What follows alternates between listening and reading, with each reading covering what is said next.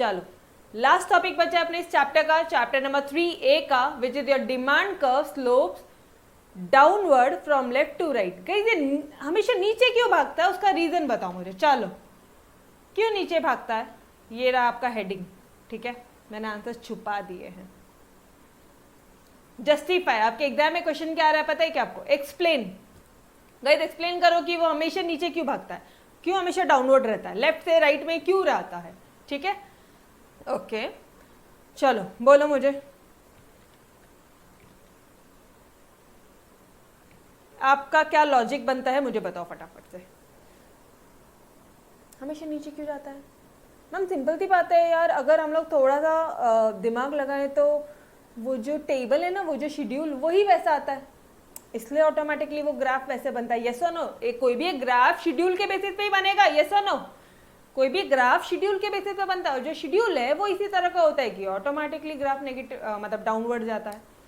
तो जरा चलो यार एक बार ये शेड्यूल की तरफ देखो, तुम कंप्लेन कर रहे हो ना शेड्यूल के बारे में। ये शेड्यूल क्या बोलता है, जब हायर है ना, जब हायर द प्राइस है तो लोअर क्या है हमारा क्वांटिटी डिमांडेड है, और जब higher the price smaller is the quantity demanded, lower the price larger is the quantity demanded. Simple सा एक फंडा है, ठीक है। इसी पॉइंट को जब हमने प्लॉट किया, देखो 50 और 1 को जब हमने मिलाया तो ये रहा पॉइंट बना, 40 को और 2 को मिलाया तो ये रहा आपका, ये रहा 40 और ये रहा 2 तो ये रहा पॉइंट आया, 30 और 3 को मिलाया ये रहा 30 और ये रहा आपका 3 तो ये पॉइंट्स आए हमारे, 20 और 4 ये रहा 24 ये पॉइंट आ गया, 10 and 5 ये रहा पर ये पॉइंट आ गया। And when the locus of all the points are joined we get demand curve dt। ठीक है, ये कंसेप्ट था, ठीक है। मुझे एक बात बताओ ना, इसका मतलब क्या हो रहा है, टेबल आपका हमेशा यही बन रहा है, यस और नो? तो अब मुझे ये बताओ कि ये टेबल में क्या है एग्जैक्टली। ये टेबल में ये बोल रहे हैं वो लोग कि जब प्राइसेस है, जब प्राइसेस बढ़ेगी तो डिमांड क्या हो रही है गाइस, कम हो रही है, और जब प्राइसेस कम हो गई, जब 50 हुई थी तो हमने एक ही डिमांड किया, और जब 10 हो गई तो हमने 5 क्वांटिटी डिमांड किया, 5, तो डिमांड क्या हो गई हमारी, बढ़ गई है। इसी पॉइंट को आपने, इसी कंसेप्ट को लिया आपने और प्लॉट किया, ठीक है। अब थोड़ा सा डिटेल में सोचो, थोड़ा सा डिटेल में अगर हम लोग सोचेंगे ना कि जब प्राइसेस बढ़ती है तो डिमांड कम क्यों होती है, जब प्राइसेस बढ़ रही है तो डिमांड कम क्यों हो रही है, टेल मी, क्या लॉजिक है?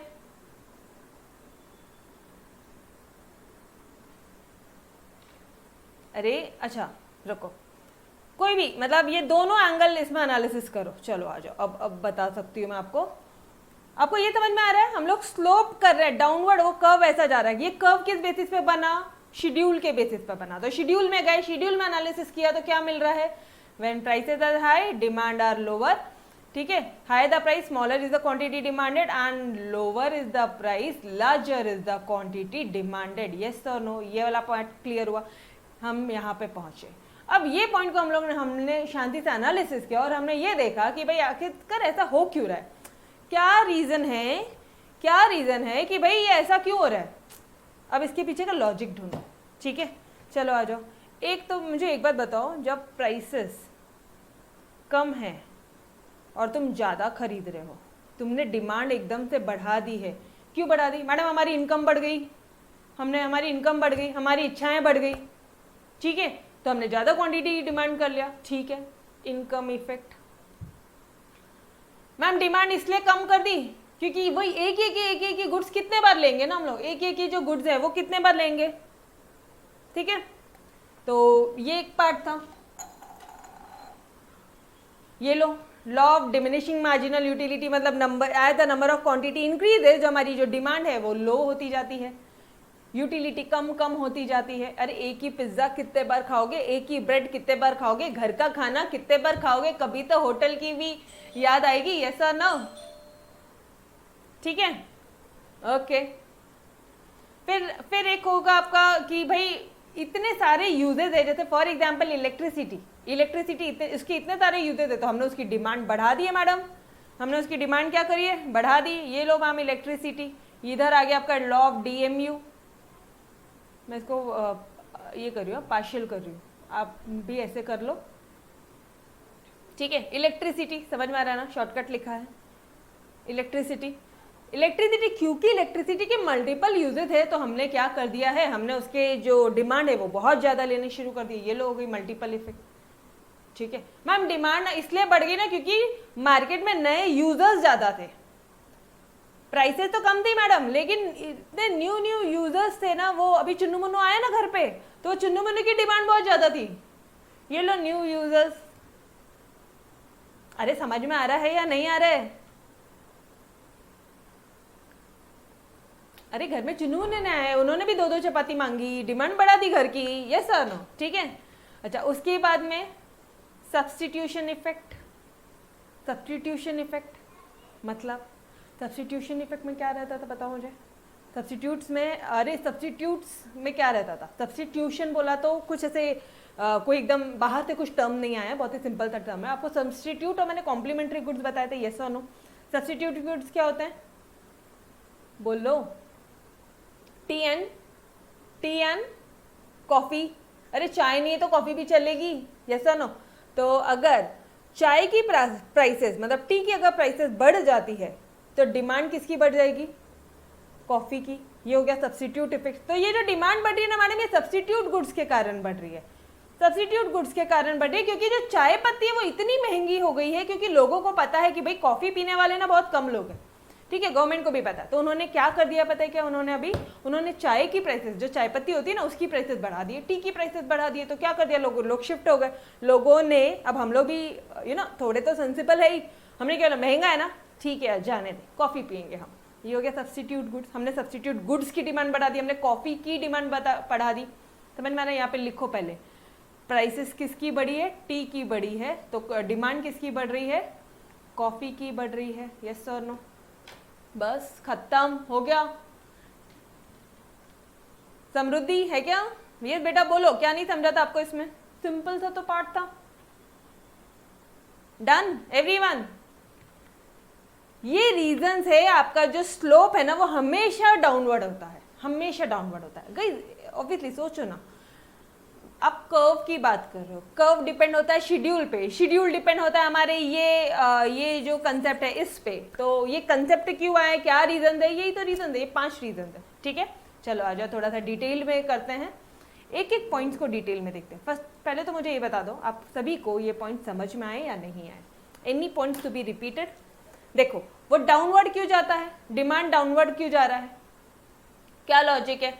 क्यों? क्योंकि एक सिंपल सा कंसेप्ट है, प्राइसेस बढ़ेगी तो डिमांड कम होगी भाई साहब, और अगर प्राइसेस कम होगी तो डिमांड बढ़ जाएगा। एक सिंपल सा कंसेप्ट है, बस यही कंसेप्ट हमारा लॉ ऑफ डिमांड में चालू होता है, और इसी के कारण जो डिमांड कब है वो हमेशा क्या होता है? डाउनवर्ड स्लोप करता है। यहाँ तक clear every one of you? यहाँ तक क्लियर? ठीक है। अच्छा, एक ही गुड्स कितने बार लोगे? एक ही गुड्स कितने? Can I purchase 1 T shirt number of times? क्या मैं एक ही टी शर्ट को 2 या 3, चलो यार 2 बार भी खरीद लिया इन एक्सेप्शनल सर्कमस्टांसेस, ठीक है। अगर वाइट कोई टी शर्ट है तो वो हमें ज़्यादा लगता है तो चलो यार वाइट खरीद लिया, but can you buy, will you buy number of times एक ही पैटर्न का एक ही क्लोथ खरीदोगे क्या यार? नहीं खरीदोगे। क्यों? क्योंकि DMU, अरे बॉयज आप भी नहीं खरीदोगे, यस और नो? वो क्या वाला कंसेप्ट हो गया? Law of diminishing marginal utility. एक ही गुड्स बार बार कितना, घर का खाना कितना, हम लोग भी हमारी मम्मा को बोलते हैं ना, मम्मा यार प्लीज आज वो मत बनाना, मैं तेरा हाथ जोड़ती हूँ, मैं घर में वही रोटी सब्जी खा के बोर हो गया, अब संडे है कुछ तो चेंज चाहिए, यस और नो? ठीक है, ये हो गया आपका DMU। सेकेंड वाला हो गया आपका इनकम इफेक्ट। इनकम इफेक्ट में क्या होगा? सडनली इनकम बढ़ गया, डिमांड बढ़ा दोगे बॉस, ठीक है। फिर कौन सा effect? Substitution effect. Substitution effect में क्या हो जाएगा? सब्स्टिट्यूट गुड्स की प्राइसेस बढ़ गई ना, तो जो दूसरा वाला गुड था उसकी डिमांड बढ़ गया, ठीक है। Multipurpose uses, electricity best example है, एक ही बार में सब समझ में आता था। एक वो जो गुड है वो सिंगल वांट, जो एक गुड्स है, ठीक है, वो हमारे वेरियस वांट को सेटिस्फाई करता है।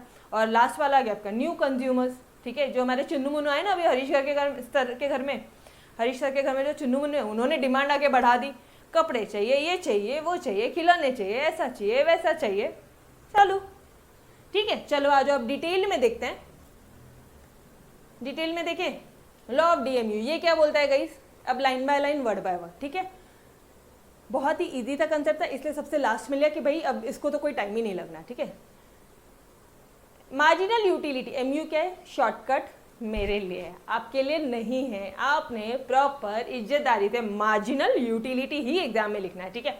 The marginal utility of a commodity goes on diminishing, ठीक है। जो मार्जिनल यूटिलिटी है वो डिमिनिश होती है कमोडिटी की with increase in stock of that commodity. और इंक्रीज कब हो जाएगी?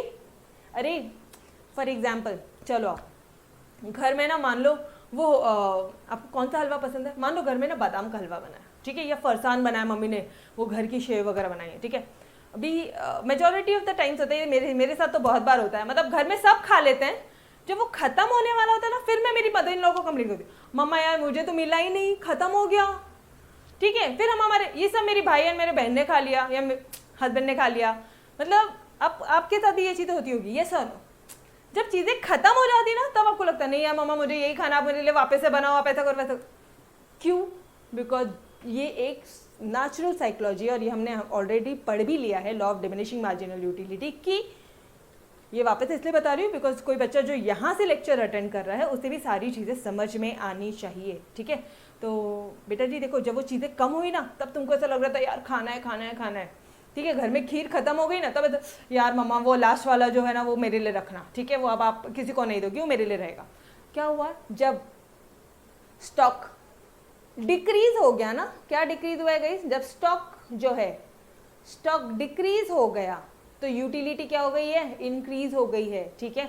मार्जिनल यूटिलिटी, एमयू लिखते हैं हम शॉर्ट फॉर्म में, ठीक है।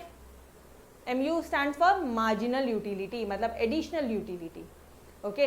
और जब स्टॉक, वैसे यार बहुत खीर बनाई है मम्मी ने, सबके हिसाब घरों में, मतलब ऐसे डबल बना लिए, ठीक है यार खा लेंगे खा लेंगे खा लेंगे, ये सुनो वही एटीट्यूड होता है। Therefore a consumer tends to buy more when the price falls and vice versa. This implies that demand curve is downward sloping।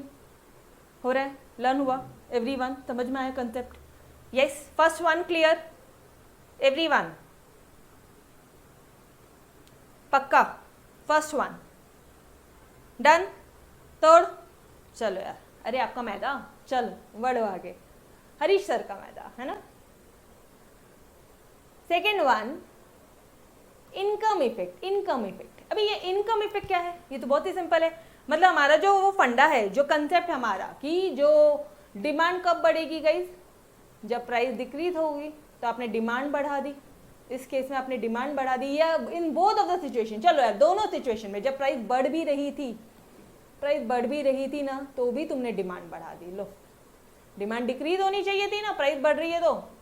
Price अगर बढ़ रही है तो डिमांड क्या होनी चाहिए थी? डिक्रीज होनी चाहिए थी, लेकिन आपने तो तब भी डिमांड बढ़ा दी। क्यों भाई? क्योंकि इनकम बढ़ गया है। इनकम बढ़ गया है तो क्या हो रहा है? क्या हो रहा है? इनकम बढ़ रहा है तो रियल परचेजिंग पावर बढ़ रही है। समझ में आ रहा है एवरीवन?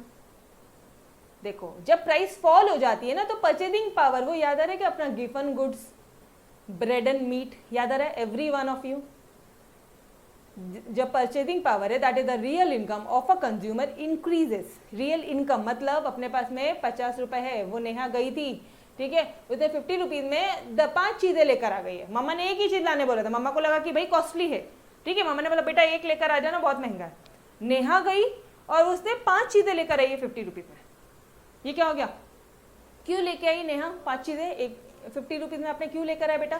क्योंकि आपकी परचेजिंग पावर बढ़ गई थी। वो जो सामान था वो आपको 10 रुपए में मिल रहा था, अब आपको लग रहा था कि यार सिर्फ अकेले लेने से बेटर है घर में हम सबके लिए लेते हैं, ठीक है। Let take an example of an ice cream, ठीक है। तो क्या हो जाता है? जब प्राइस फॉल हो जाती है तो परचेजिंग पावर बढ़ जाती है। जब अगर परचेजिंग पावर मतलब हाथ में हार्ड कैश बढ़ गया, हाथ में क्या हो गया? हार्ड कैश, रियल इनकम बढ़ गई, अपने पास हार्ड कैश है, ठीक है, तो और खर्चा करना है, ठीक है, तो आपने डिमांड बढ़ा दी। This enables him to buy more of that commodity. This is known as your income effect. Simple. ठीक है, done? Second one, every one of you?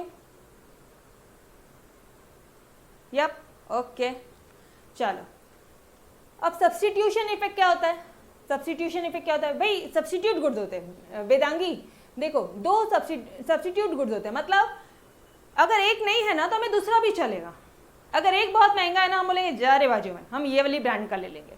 समझ में आ रहा है? अगर मान लो आप एक पर्टिकुलर ब्रांड का यू परचेज द क्लोथ्स, ठीक है, इफ यू परचेज की भैया वीरोमोडा का ही परचेज करोगे, और अगर वीरोमोडा के प्राइसेस बहुत ज़्यादा है, 2500 की एक जीन्स है, फिर क्या आप वो 2500 में जीन्स परचेज करोगे, या यू विल शिफ्ट टू क्या बोलते हैं, और बहुत सारे ब्रांड्स है यार, गास की जीन्स होती है, यूनाइटेड कलर्स और बेनेटन की है, लेविस की है ना, एलन सोली की है। तो आपको दिख रहा है कि वहाँ कम है, वहाँ पे 1500 में मिल रही है, तो क्या आप 3000 की जीन्स खरीदोगे?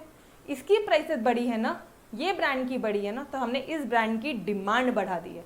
प्राइसेस चाय की बढ़ी, डिमांड कॉफ़ी की बढ़ाई, डिफरेंस है वो देखना। किसकी प्राइस बढ़ी रे भाई? प्राइस बढ़ी है टी की। वेदांगी समझा बेटा? आपने डिमांड बढ़ाई कॉफ़ी की, yes. In case of substitute goods, अब आ जाओ line by line, word by word. In case of substitute goods, जब जो प्राइस है, price of a commodity rise, जब प्राइस जो है कमोडिटी की जब वो राइज हो जाएगी, consumer tends to buy more of it substitute. मतलब वो क्या परचेस करेंगे? ज़्यादा कॉफ़ी ज़्यादा परचेस करेंगे, and less of that commodity whose price has increase, और वो कमोडिटी कम परचेस करेंगे जिसकी प्राइस इंक्रीज हो गई है। मतलब टी जो है अब हम कम परचेस करेंगे। एक बात बोलूँ आप लोगों को, एग्जाम में ना ये लाइंस नहीं लिखते आप, क्योंकि आपको पढ़ाने के टाइम पे टीचर्स भी ऐसे ही पढ़ाते हैं, शॉर्टकट वे में पढ़ाते हैं कि भाई बेटा चाय की प्राइस बढ़ेगी ना तो कॉफ़ी की डिमांड बढ़ा देंगे। अब बच्चा क्या करता है एग्जाम में, उसको उतना ही याद रहता, माइंड में वही याद होता है। बोलने के टाइम पे, पढ़ने के टाइम पे ही इस तरह से पढ़ना। अब ये लास्ट है ना, तो मैं अब आपको उतना डिटेल में पढ़ा सकती हूँ, पहले नहीं पढ़ा सकती थी, ठीक है। अब कंटेंट पे ध्यान दो। चाय पत्ती का प्राइस बढ़ा है, टी का प्राइस बढ़िया है, ठीक है, तो टी की डिमांड हम कम करेंगे। अरे इसकी प्राइस बढ़ी है तो हम इसकी डिमांड कम करेंगे, और हम किसकी डिमांड ज़्यादा कर रहे हैं? कॉफ़ी की डिमांड कर रहे हैं। डन। ये तीनों लाइन लिख कर आना, तीनों सेंटेंसेस लिख कर आना, ठीक है। वैसे ही पढ़ते हो ना? Yes, very good very good. This is known as substitution effect, ठीक है। अरे होते हैं, कई बच्चे होते हैं जो शॉर्टकट मारते हैं। पता है क्या? शॉर्टकट नहीं हो, ऑलरेडी आपकी नोट्स मैंने एकदम क्रक्स दी है बेटा, इसमें और शॉर्टकट मत करियो, हाथ जोड़ तो विनती है, अदरवाइज बोलोगे कि मैडम सब कुछ लिखा था लेकिन नंबर नहीं मिले। ऐसा मत बोलना। ऑलरेडी जितना आपको रिक्वायर्ड है मुझे बताओ। ये जो क्वेश्चन है 8 मार्क या 6 मार्क, 8 मार्क के लिए आने के चांसेस कम है, 6 मार्क के लिए मेजॉरिटी चांसेस है। मोर देन इनफ कंटेंट दिया मैंने आपको, इनफ कंटेंट दिया बेटा। एटलीस्ट आपका 6 मार्क में भी 1.5 पेज और 1 पेज आराम से जाएगा, ठीक है। अगर ये 1.5 पेज कब, जब आपने डायग्राम एकदम मस्त फैला के बनाया तो 1.5 पेज, अदरवाइज 1 पेज में योर आंसर। इससे ज़्यादा कितना लिखना है? 8 पेज में आया तो इस डायग्राम को थोड़ा सा बड़ा करो, इस पॉइंट के नीचे एक लाइन करो, समझ लो। अगर 6 मार्क के लिए आया तो यहीं से लिखना शुरू करो। अरे क्या बोल रही हूँ, 6 मार्क के लिए आया है या 4 मार्क के लिए चीज़ें आई है तो क्या करोगे आप? 4 मार्क के लिए आया है, आप लिखो यहाँ पे DMU, पूरा लिखोगे लॉ ऑफ DMU, तो आपका वो तो यहीं से हो जाएगा, ठीक है। यहाँ से ही लिखना शुरू करो। अगर 8 मार्क के लिए आया है, content will be same, content will be same, don't worry, सिर्फ एग्जामिनर को थोड़ा सा घुमाना है। ये यहाँ से एक यहाँ से शुरू करो, समझ में आ रहा है? ये कुछ टिप्स टेक्निक्स लेके चलो, बहुत फायदे होंगे। चलो आ जाओ यार, एग्जाम्पल्स में आ जाओ, एग्जाम्पल्स में आ जाओ यार फटाफट से। अगर जो चाय की प्राइस है, देखो यहाँ पे, if the price of T increases, अच्छा वर्ड आरो मत बनाना, इंक्रीजेस लिखना, ठीक है। ये क्यों पता है? एग्जाम में अपनी नोट से डायरेक्ट वो जो एरो है ना, ये देखो एकदम सॉलिड बाहर दिखता है, एकदम ऐसे हटके दिखता है। अच्छा, टी की प्राइसेस इंक्रीज हुई तो कॉफी का डिमांड बढ़ गया है, कॉफी का डिमांड बढ़ गया है, एंड लेस ऑफ टी। ऐसे तुरंत हाईलाइट होने के लिए ये सारी टेक्निक्स यूज किया मैंने नोट में, बट आपको प्रॉपर लिखना है, ठीक है। ये नंबर ऑफ टाइम्स मैं बोल रही हूँ बेटा, हर एक लेक्चर में बोल रही हूँ। If the price of tea increases then people will start buying, increase buying, यहाँ पे क्या लिखोगे? Will increase the purchase of, increase the buying of coffee and less of tea, ठीक है। यहाँ पे थोड़ा सा ग्रामेटिकल ये है। दस when price of T increases, तो उसकी डिमांड क्या हो जाएगी? कहीं फॉल हो जाएगी। जब चाय की प्राइस इंक्रीज हो जाएगी तो डिमांड चाय की फॉल हो जाएगी। Third point done. Now fourth point, multiple usages है, तो बहुत ही सिंपल है कि when a commodity can be used for satisfying several needs, इसकी जो डिमांड है वो राइज ही होगी, चाहे प्राइस फॉल हो रहा है या चाहे राइज हो रहा है। यस और नो? अच्छा, न्यू कंज्यूमर्स में क्या बोलोगे? When a price of a commodity falls, new consumer class appears, जब प्राइसेस जो है वो कम हो गए हैं तो नया एक क्लास आ जाएगा। क्यों? जैसे अभी नेहा ने देखो, एक इसको एक खरीदना था, नेहा जाके 4 और एक्स्ट्रा खरीद के आती है, टोटल 5 खरीद के लाई ना नेहा, एक ही खरीद के लाती थी वो 50 रुपीज में, 4 चीजें और। क्या हुआ, नया कंज्यूमर क्लास एंटर हो गया है, who can now afford the commodity. ठीक है, thus total demand for a commodity increases with a fall in price. Commodity का जो डिमांड है इंक्रीज होगा due to fall in its price. ये था ना गाइस, एक चीज याद रखना, ये एक्सेप्शंस नहीं है, यहाँ पे एक्सेप्शंस वाली कुछ भी बातें नहीं लिखोगे, एक्सेप्शन वाली कुछ भी बातें नहीं लिखोगे। यहाँ पे जो अपना increase decrease, price increase demand decrease, ठीक है, प्राइस डिक्रीज डिमांड इंक्रीज, बस इतना ही, इसी को ही खेलना है। Done everyone. पॉइंट आता है, पहला पॉइंट है DMU, income effect, substitution effect, उसके बाद में है आपका न्यू क्लास ऑफ कंज्यूमर्स और फिर मल्टीपल यूजर्स। Done everyone. तो here we have finish your chapter. I hope आप सभी को चैप्टर समझ में आया होगा। Done everyone. Any doubts in your chapter tell me, फिर हम लोग हमारा नेक्स्ट चैप्टर स्टार्ट करते हैं। बोलो बेटा, कोई भी डाउट है इस चैप्टर में एक बार देख लो। चलो आ जाओ यार, वापस से देख लेते हैं। एक काम करते हैं ना, ये लो इधर, यहाँ से चैप्टर शुरू देख लो, नोट्स ही बताती हूँ आपको। ये ऑर्डिनरी लैंग्वेज, इकोनॉमिक्स लैंग्वेज हो गया, ये समझ में आ गया। अपन ने एग्जाम्पल लिया था अमेय, पात का और महेश का लिया था, है ना। फिर डेफिनेशन, डिमांड शेड्यूल और उसका कर्व, डिमांड वो हमेशा डाउनवर्ड की होता है, ये 5 पॉइंट्स ये। फिर types, direct demand, indirect demand, complement dominants. Guys यहाँ पे लिख लो, यहाँ पे मैंने MMT लिखा है, मतलब मैजिक मेमोरी टेक्निक में आपको लेक्चर्स में बताऊंगी। और वो लेक्चर्स में क्या था हमारा, 3 price in total, 3 price in total बताया मैंने आपको ऑलरेडी। 3 प्राइस है, ये देखो, फर्स्ट, सेकेंड, थर्ड। इनकम, एन से क्या है, नेचर ऑफ प्रोडक्ट या नेसेसिटी ऑफ प्रोडक्ट, जो लिखना लिख लो।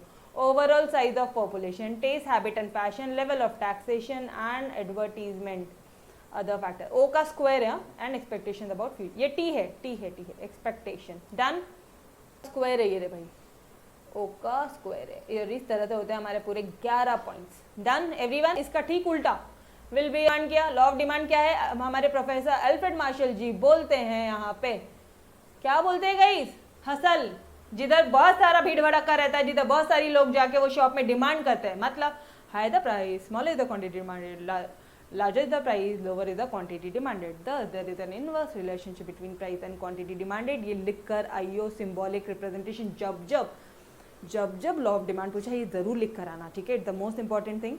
फिर एक्सप्लेनेशन क्या है, पूरा इंडिविजुअल का ही है, आपका इंडिविजुअल डिमांड शेड्यूल का ही है। इंडिविजुअल डिमांड शेड्यूल बनाओ, फिर कर्व बनाओ, सेम थिंग, सेम डिक्टो सेम। अगर आपने इसको टेक्स्ट बुक से काटा और लिख दिया कि भाई सेम है as individual demand schedule, that will be best and better. ठीक है, नोट्स में दिया है मैंने क्योंकि ताकि आपको रियलाइज हो। ठीक है, काटो और लिखो अभी के अभी। जितना कंटेंट कम होता है ना उतना कॉन्फिडेंस, यार इकोनॉमिक्स का एक पेज तो और कम हो गया। ठीक है, फिर अजम्पशंस आपको पता है मैंने जस्ट अपोजिट है उसका, अपने मन से भी लिख सकते हो। Exception, speculation, habitual, ignorance, Prestige, illusion, और उसके बाद में वेरिएशंस इन डिमांड। ठीक है, इसमें क्या होता है, वेरिएशन से क्या होता है, सिर्फ और सिर्फ प्राइस चेंज होता है, सिर्फ और सिर्फ। यहाँ पे देखो प्राइस कम हुआ तो डिमांड क्या हो जाएगा, बढ़ जाएगा।